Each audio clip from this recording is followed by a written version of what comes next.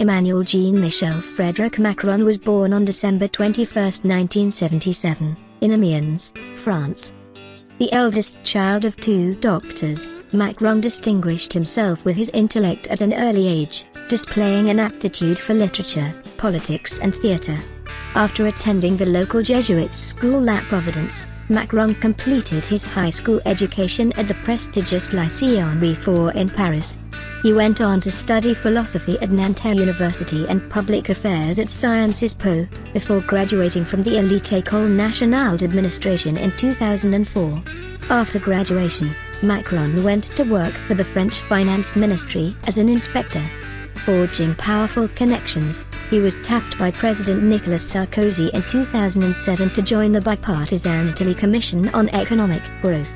The following year, Macron left civil service for the world of investment banking at Rothschild & Company, again demonstrating a capacity for quick learning. He rose through the ranks to become managing director, earning renown for his role in advising Nestlé's $12 billion acquisition of a division of Pfizer in 2012. Having already developed a relationship with Socialist Party leader François Hollande, Macron became Deputy Secretary General at the Élysée when Hollande was elected France's president in 2012. Tasked with economic and financial matters, he handled an early challenge by helping to broker a compromise with Germany over the ongoing Eurozone crisis. In 2014, Macron was named France's Minister of Economy, Industry and Digital Data.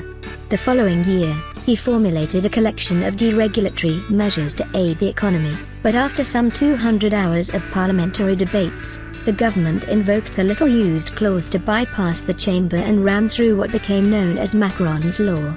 Reportedly disillusioned with the governmental procedure, and said to be at increasing odds with Hollande, Macron in 2016 formed a new centrist party called Denmarker. In August, he announced he was stepping down from his role as economy minister. In November 2016, Macron formally announced his candidacy for the 2017 presidential election. Despite having no experience as an elected official, he captured support from both the left and the right through his proposals to lower corporate and housing taxes, reform welfare and pensions, and devote resources to defense, energy, the environment and transportation.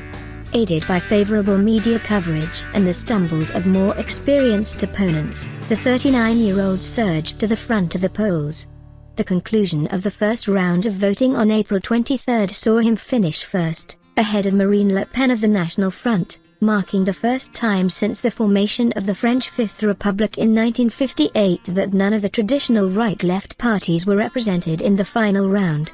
The presidential runoff presented a stark contrast for the electorate, with Macron espousing free trade and a strong European Union, and Le Pen seizing the tide of nationalism that had swept her once controversial party into the mainstream. Shortly before the official close of campaigning on May 5, Macron's team announced that their candidate had been subjected to a massive and coordinated hacking operation that resulted in personal and business documents posted to a file-sharing site. However, the data dump seemed to have little impact on the election. When the votes were tallied on May 7, Macron had garnered more than 66% to decisively beat Le Pen, making him the youngest president in French history.